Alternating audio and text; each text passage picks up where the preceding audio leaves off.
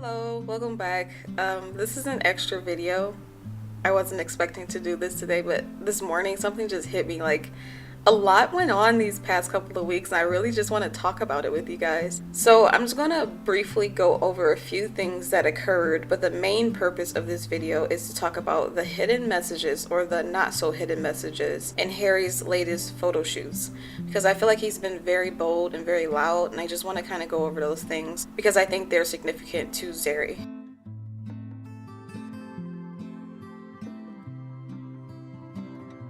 So insane.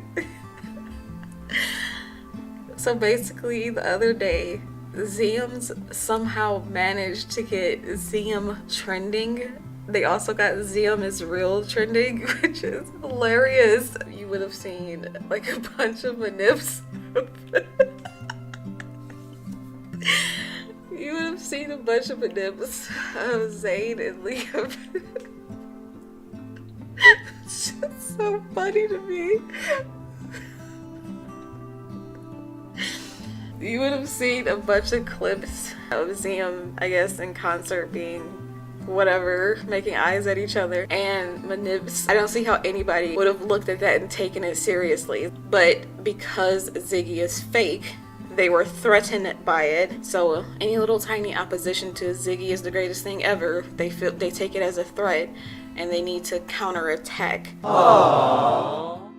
So Gigi released the first picture of Zayn interacting with her ever while she was pregnant, and of course the internet reacted and, oh, Ziggy is the greatest thing ever. So Gigi and I believe Zayn trended for a minute after that.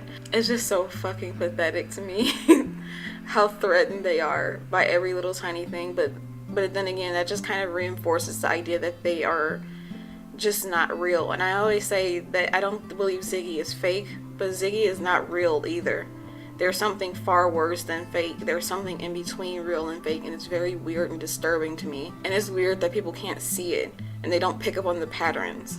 Her posting that picture was a direct response to Zium trending. They cannot afford to get Zarry trending in any way, because I can already see it. It's going to be so bad. The minute something about Zarry goes mainstream, there's going to be no coming back from it, because I'm telling you, Fine Line was a deal breaker. It exposed so much about them in such a direct and undeniable way that if Harry ever comes out completely or openly talks about his sexuality or openly dates a man, people are going to very easily and logically go through his albums, his songs, his art, and they're going to see the Zayn connections. They're going to finally stand out to the general public, and Zayn is going to be implicated automatically. That is part of my theory about the baby situation to begin with. When Fine Line came out, it was so direct. I personally feel like the baby was a reaction to Fine Line. And I know that is an extremely controversial statement that a lot of people feel like they can't deal with. I say what I want, I say how I feel, and I do believe the baby was in part a reaction to Fine Line, meaning Zayn needed a deep cover because Harry implicated him so directly with that album in so many ways. So in the pictures Gigi posted, Zayn is, in my opinion, he's making sure the green and gold earring is front and center, just like he did in the picture where they were kissing, and she wrote the caption "Baby Daddy." That is strange to me. He also presented the green and gold earring in the video for better, and he also made it his thumbnail. So it's very clear he's trying to keep this earring front and center, because clearly it's probably a response to Harry having a green and gold cross.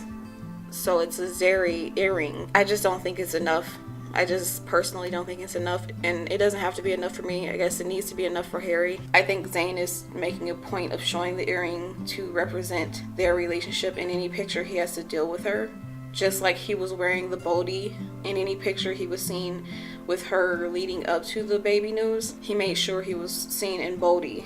And so it's basically showing where his loyalties lie, regardless of what he has to do with her, regardless of the show he has to put on with her. And in a way, he's sort of confirming that he is putting on a show. He's pretending, and that he's making it clear at the end of the day, this is where his loyalty lies. And I think we'll continue to see that from Zayn anytime he has to deal with Gigi or be seen with her. I think he's going to continue to make it clear he his heart is with Harry while he's going through this situation. Like the ending of the Better video, where it showed at the end he walked back to that green couch with those Bodhi clothes strewn over it. He's showing that regardless of everything they're going through, he has intentions of being with Harry or going back to him, or that his love for him is still alive. And I find that interesting. Clearly and undeniably, there is some sort of significance with this couch.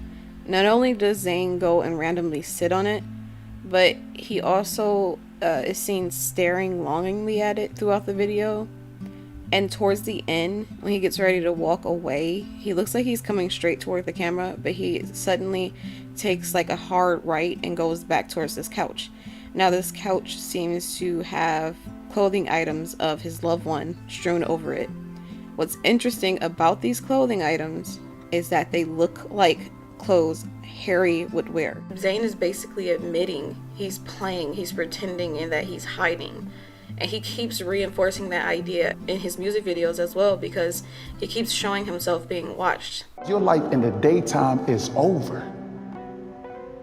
There's eyes on you everywhere. You know that, right? I'm watching you. My crew's watching you. When you're cognizant that you're being watched, that means you're going to act accordingly. You're going to act according to how you need the people who are watching you to perceive you. So if he feels like he's being watched by the media, he's going to pretend to be a straight man. If he feels like he's being watched by his family, he's going to pretend to be a straight man.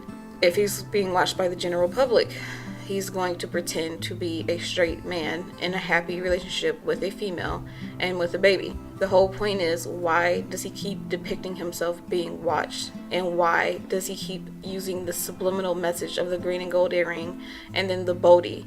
What is the significance of it? And the only thing those two subliminal messages tie to inextricably are Harry Styles. So the green and gold earring, green and gold are their colors. They're their ship colors. We know Zayn is cognizant of their ship. He proudly wore a Zarry hat back in 2012. He brought Zarry up every opportunity he could whenever ships were mentioned. We also know that he is cognizant of the green and gold because he started the trend of the green and gold jewelry during their album cycles. Zayn started wearing a green and gold earring for Icarus Falls, and he wore it in every video, and he wore it in every photo shoot. Harry's green and gold cross necklaces were a response to Zayn's ring. So Harry began wearing a green and gold double pendant cross combination for all of his fine line promo. That is very loud.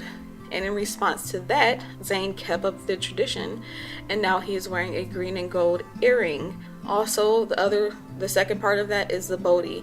We know Harry is a whore for Bodhi. He wears Bodhi every day, constantly. He wore it all throughout the Adore You video. He wears it he wore it in the Golden video. He's just seen in a piece of Bodhi every day. So it's a very significant brand to him. And to bolster the idea, we see for his Vogue photo shoot, he wore custom Bodhi pieces to represent him as a person. And Zayn depicted his lover wearing Bodhi in the video by having it strewn all over the green couch. And we know the green represents Harry.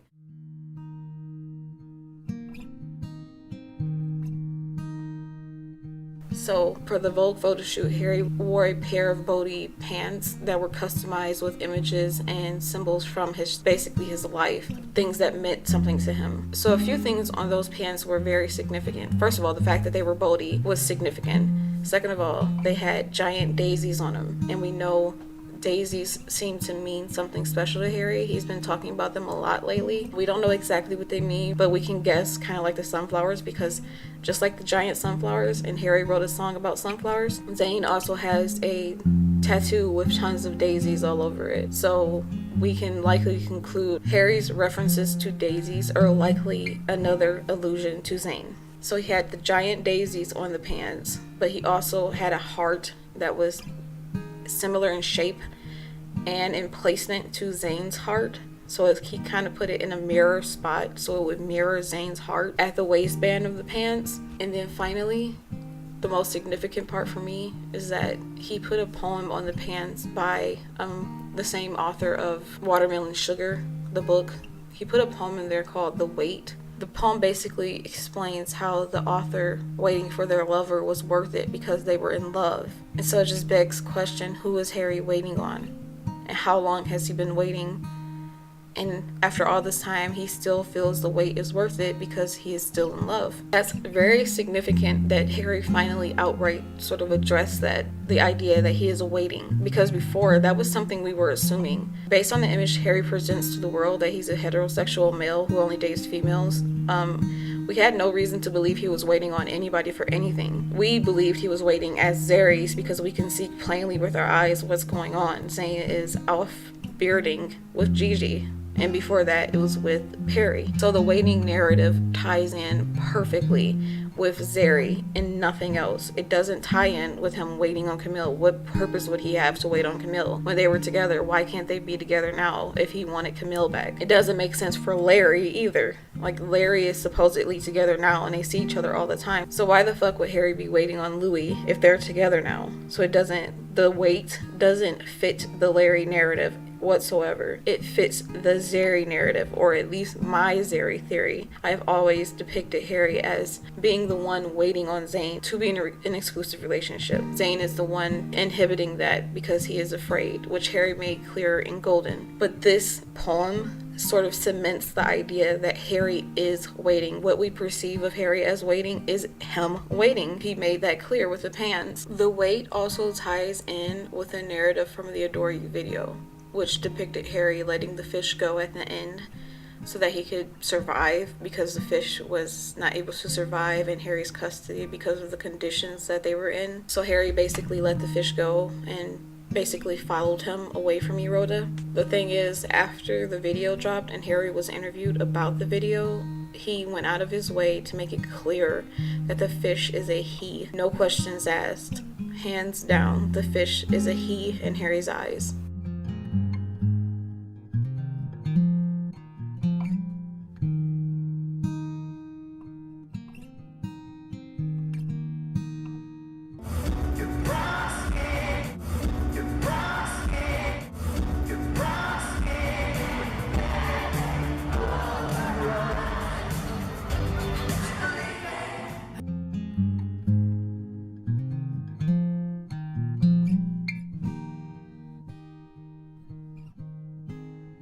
Sometimes you get to work with fish. Yeah, with fish.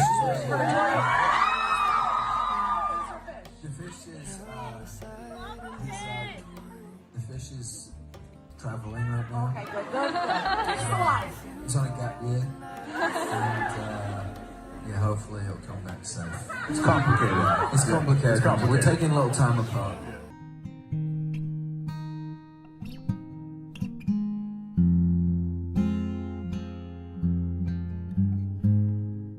Are you suggesting that Harry did genuinely once find a magical fish that refused to swim? To be fair, I did once. I did once.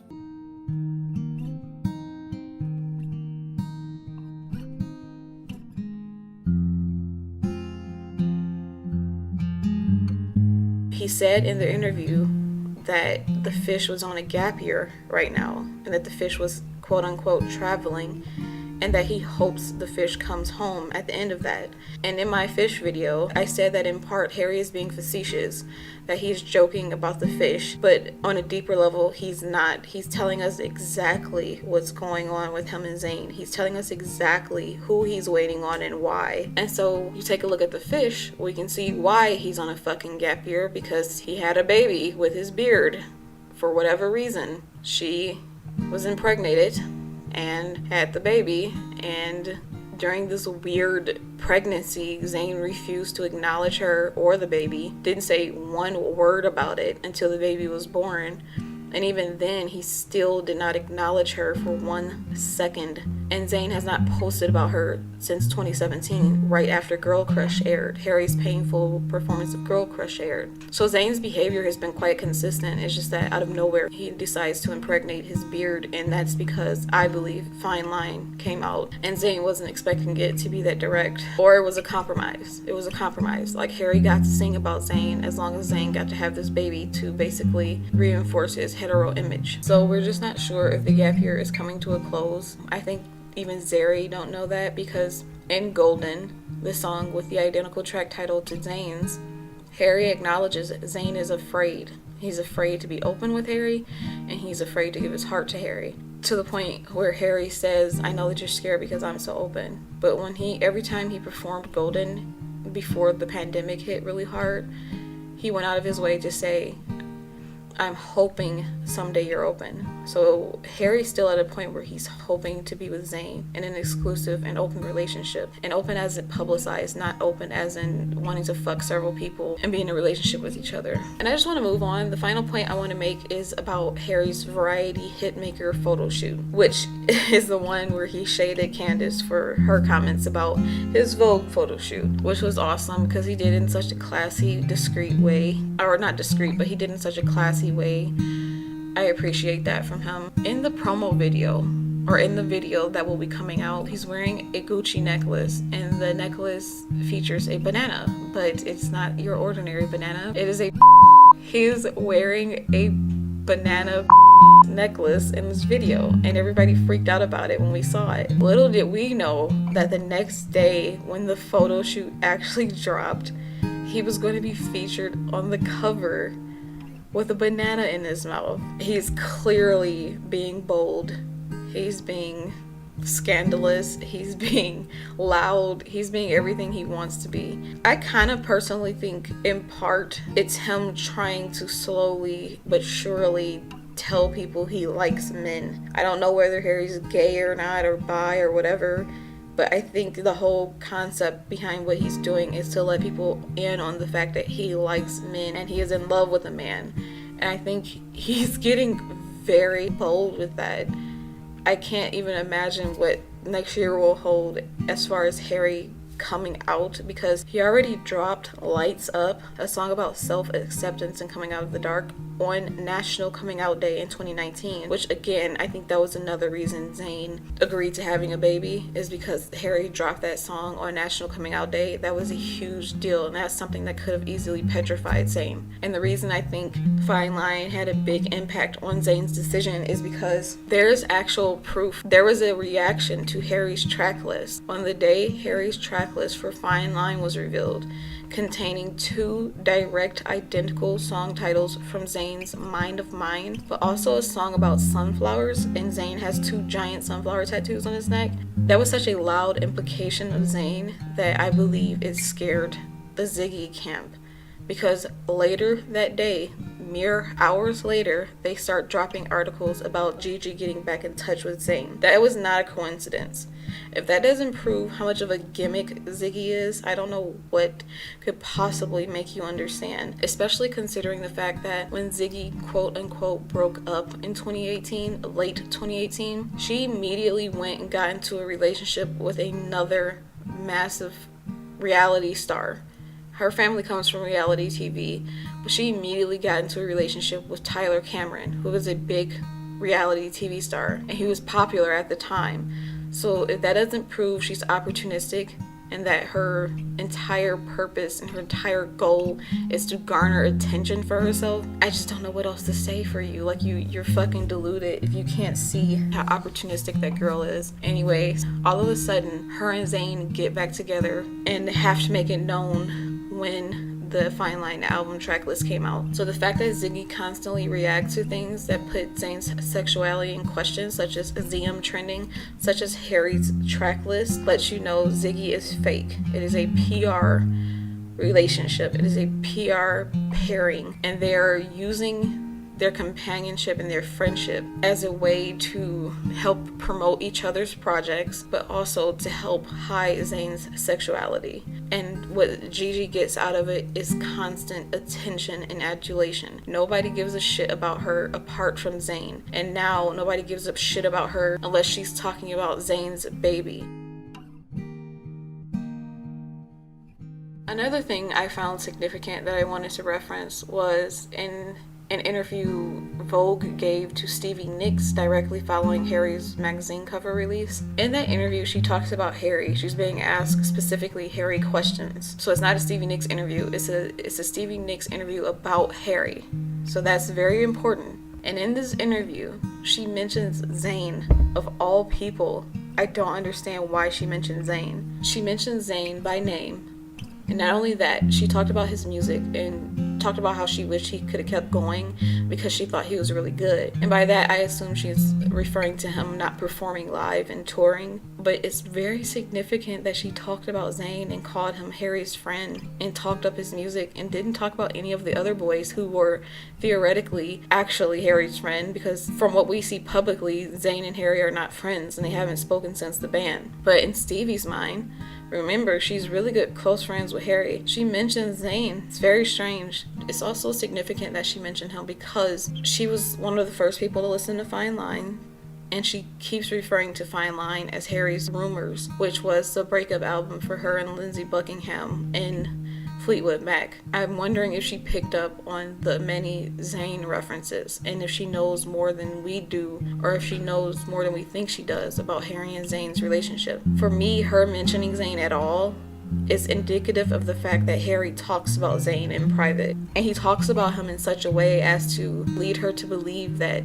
they're friends. So that means he doesn't refer to Zayn as an adversary or somebody he dislikes. She is under the impression that they are friends, and probably more than friends, if she understands the references in Harry's album. And of course, any mention of Zayn has to be policed by his stans. I don't get it. Somehow they managed to take offense to Stevie mentioning Zayn in the same breath as Harry, and they got offended because she referred to his music as pop music. They completely ignore the fact that she said he was really good and that she wanted more for him.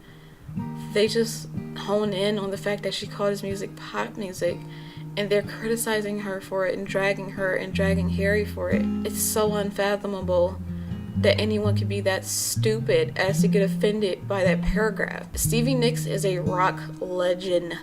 She has been inducted into the Hall of Fame more than once. The fact that she is mentioning Zayn at all is huge, but the fact that she's mentioning him in a positive light, complimenting his music, wishing more for his career, because Harry is seen as such a threat to Zayn in their eyes, which Harry is not a threat to Zayn. If anything, they make each other better. They are two incredible artists, two incredible groundbreaking artists with great success. Like I said, Zayn's success would be unquestionable if he was still performing live and promoting his music properly. He would be successful. The only reason he's not garnering the same numbers and attention as Harry anymore is because he stopped promoting his own music. His stans are really insecure, so any little tiny mention of Zayn is policed to death, and they find some reason to victimize Zayn. Louis do the same thing with Louis, so it's not like I'm just picking on Zayn stans. All stans have this fucked up mentality that their fave is a victim. Even Harry's do the same thing with Harry. They're constantly victimizing him. I just don't get it. The only situation I perceive Harry as a victim in is the Zarry situation, because he has to sit back and watch the man that he loves have a baby with a fucking troll, with a fucking attention whore. It's so disgusting. I want to vomit on his behalf. Anyway, Zayn himself refers to his music, especially his first offering, Mind of Mine, as a brainstorm. He does not classify his own music as any one genre or the other.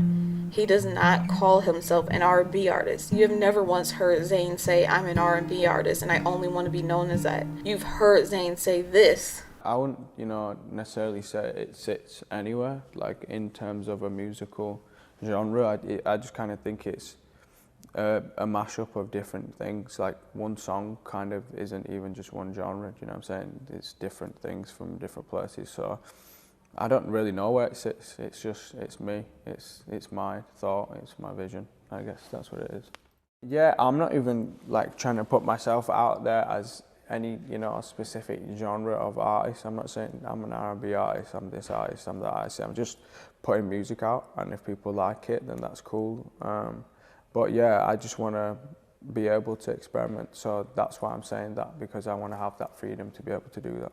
So he doesn't see himself exclusively as an R&B artist, and he's not getting offended by anyone mistaking his music for pop, especially when he dabbles in pop. He came from a pop background. He says he still likes pop, and he includes pop elements in a lot of his songs. Dusk Till Dawn was one of Zayn's biggest, most well-known songs.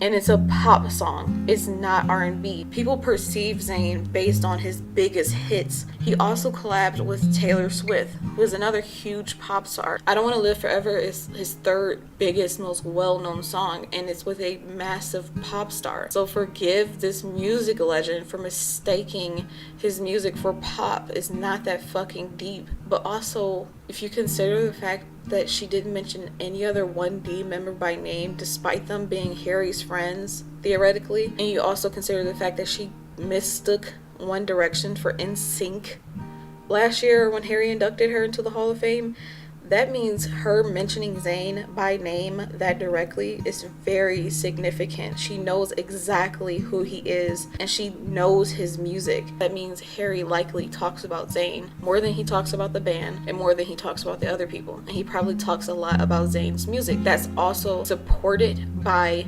him using Zayn's exact track titles in his album Fine Line. But that's all I have.